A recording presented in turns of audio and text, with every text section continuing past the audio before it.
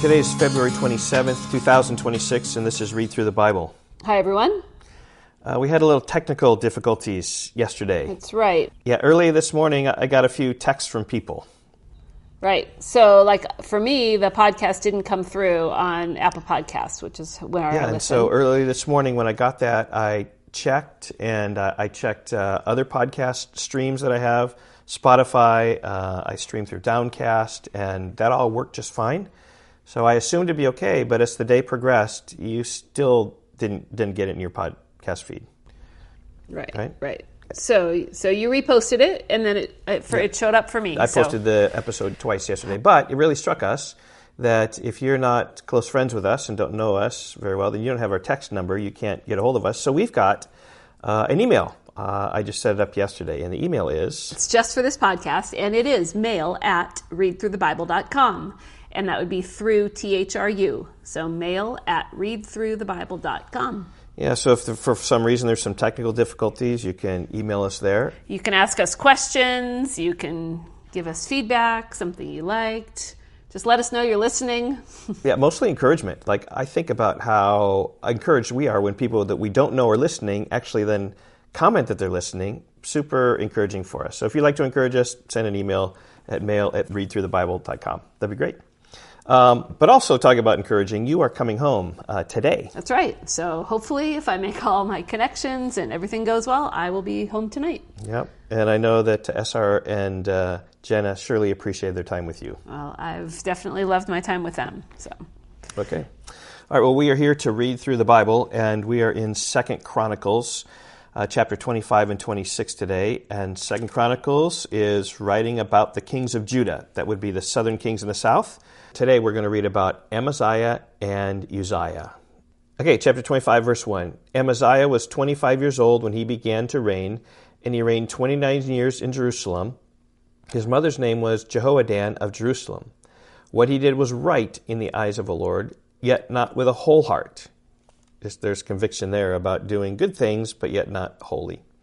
And as soon as the royal power was firmly his, he killed his servants who had struck down the king his father, but he did not put their children to death, according to what was written in the law in the book of Moses, where the Lord commanded, fathers shall not die because of their children, and nor children die because of their fathers, but each one shall die for his own sin. Verse 5, Then Amaziah assembled the men of Judah and set them by fathers' houses under commanders of thousands and of hundreds for all Judah and Benjamin. He mustered those 20 years old and upward and found that they were 300,000 choice men, fit for war, able to handle the spear and shield. He hired also 100,000 mighty men of valor from Israel for 100 talents of silver. But a man of God came to him and said, O king, do not let the army of Israel go with you, for the Lord is not with Israel, with all these Ephraimites. But go, act, be strong for the battle. Why should you suppose that God will cast you down before the enemy? For God has power to help or to cast down. We've seen that so often. We have seen that a lot. He will either help you or he will cast you down. Yep. And Amaziah said to the man of God, But what shall we do about the 100 talents that I have given to the army of Israel? The man of God answered, The Lord is able to give you much more than this. Then Amaziah discharged the army that had come to him from Ephraim to go home again. And so that was good. At least he did that. And they became very angry with Judah and returned home in fierce anger. But Amaziah took courage and led out his people and went to the valley of Salt and struck down 10,000 men of Seir. The men of Judah captured another 10,000 alive and took them to the top of a rock and threw them down from the top of the rock. And they were all dashed to pieces. Man, wow. But the men of the army whom Amaziah sent back, not letting them go with him to battle, raided the cities of Judah from Samaria to Beth-horon and struck down 3,000 people in them and took much spoil. After Amaziah came from striking down the Edomites, he brought the gods of the men of Seir and set them up as his gods and worshipped them, making offerings to them. Therefore the Lord was angry with Amaziah and sent to him a prophet who said to him, Why have you sought the gods of a people who did not deliver their own people from your hand? But as he was speaking, the king said to him, Have we made you a royal counselor? Stop. Why should you be struck down? So the prophet stopped, but said, I know that God is determined to destroy you because you have done this and have not listened to my counsel. Then Amaziah, king of Judah, took counsel and sent Joash, the son of Jehoahaz, son of Jehu, king of Israel. Okay, so now they're interacting with a king of Israel who just happens to have the name Joash, just to make it confusing, saying, Come, let us look one another in the face. And Joash, the king of Israel, sent word to Amaziah, king of Judah, a thistle on Lebanon sent to a cedar on Lebanon, saying, Give your daughter to my son for a wife. And a wild beast of Lebanon passed by and trampled down the thistle. You say, See, I have struck down Edom, and your heart has lifted you up in boastfulness. But now, stay at home. Why should you provoke trouble so that you fall, you and Judah with you? But Amaziah would not listen, for it was of God, in order that he might give them into the hands of their enemies, because they had sought the gods of Edom. So Joash, king of Israel, this is not baby Joash, this is king of Israel, went up. He and Amaziah, king of Judah, faced one another in battle at Beth-shemesh, which belongs to Judah. And Judah was defeated by Israel, and every man fled to his home. And Joash, king of Israel, captured Amaziah, king of Judah, the son of Joash, the son of Ahaziah, at Beth-shemesh, and brought him to Jerusalem, and broke down the wall of Jerusalem for 400 cubits, from the Ephraim gate to the corner gate. And he seized all the gold and silver, and all the vessels that were found in the house of God, in the care of Obed-Edom. He seized also the treasuries of the king's house, also hostages, and he returned to Samaria.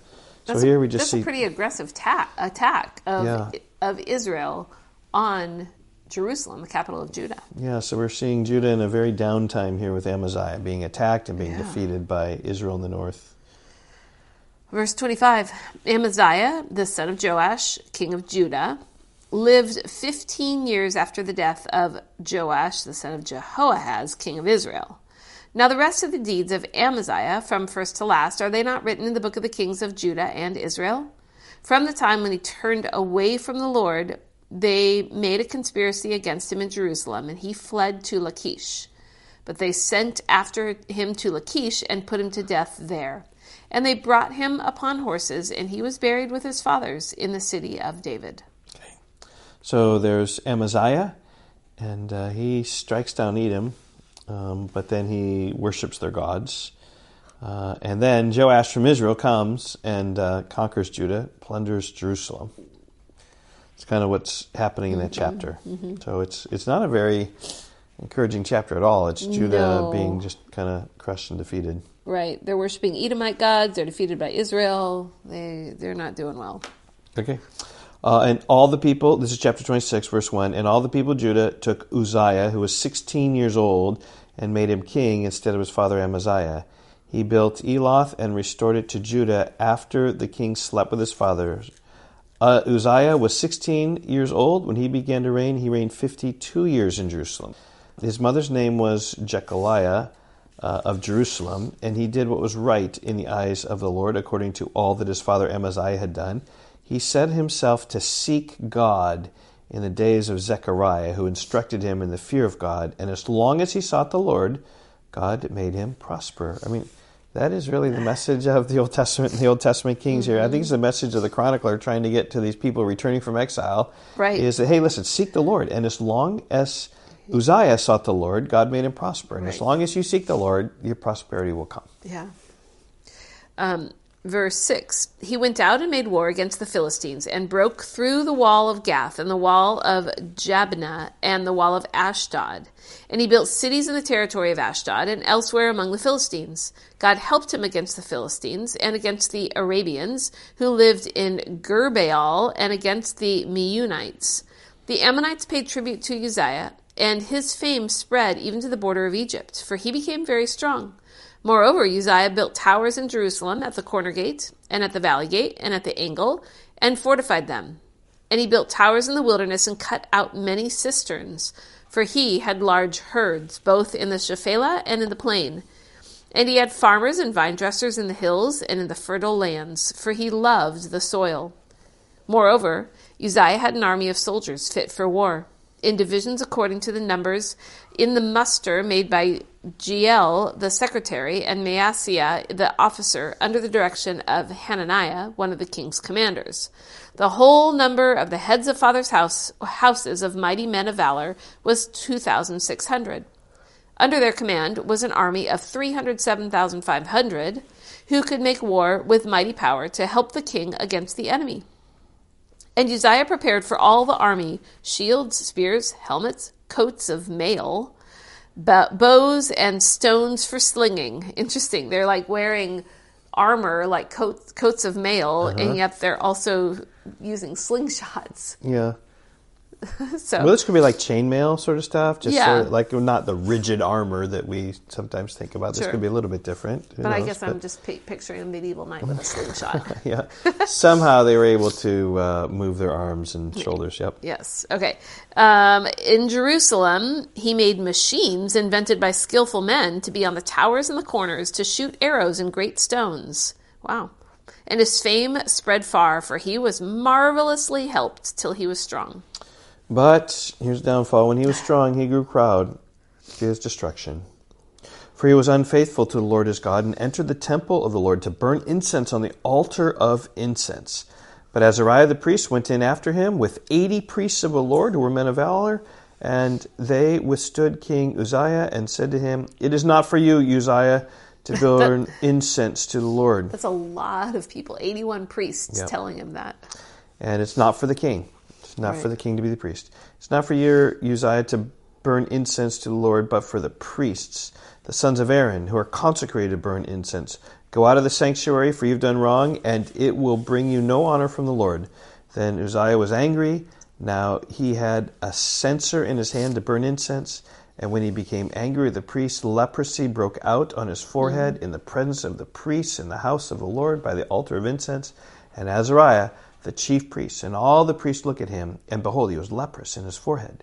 And they rushed him out quickly, and he himself hurried to go out, because the Lord had struck him. And King Uzziah was a leper to the day of his death, and being a leper, lived in a separate house, for he was excluded from the house of the Lord. And Jotham, his son, was over the king's household, governing the people of the land. Wow. Now, the rest of the acts of Uzziah, from first to last, Isaiah the prophet, the son of Amoz, wrote. So this is Isaiah chapter 6. Right? In the year of King Uzziah's death, I saw the Lord seated on the throne, lofty and exalted, the train of his robe filling the temple. This was the vision of the holy, holy, holy is the Lord God Almighty, the seraphim. So that's this Uzziah right here. Yes, and Isaiah was a prophet during the end of Uzziah's reign. And Uzziah slept with his fathers, and they buried him with his fathers in the burial field that belonged to the kings. For they said, "He is a leper," and Jotham his son reigned in his place. Uzziah the king, who, as long as he sought the Lord, God made him to prosper. But, verse 16, he grew proud to his destruction. When he was strong, he grew proud to his destruction. So, I think those two sentences, like verse 5 and verse 16, if you, in a summary, can kind of summarize a chapter using those sorts of phraseologies, as long as he sought the Lord, God made him prosper. But when he was strong, he grew proud to his destruction. I mean, we've seen that with Asa, we've seen that with Jehoshaphat, we've seen that with Joash, now we're seeing it with Uzziah. Yeah, often happens. They did well for a while, and then they took a turn and did poorly. And his biggest downfall here was that he played the role of a priest. Yeah. He offered incense, and only priests should do that, and then he was leprous to the day of his death. Okay, we will see you tomorrow. Bye-bye. Goodbye.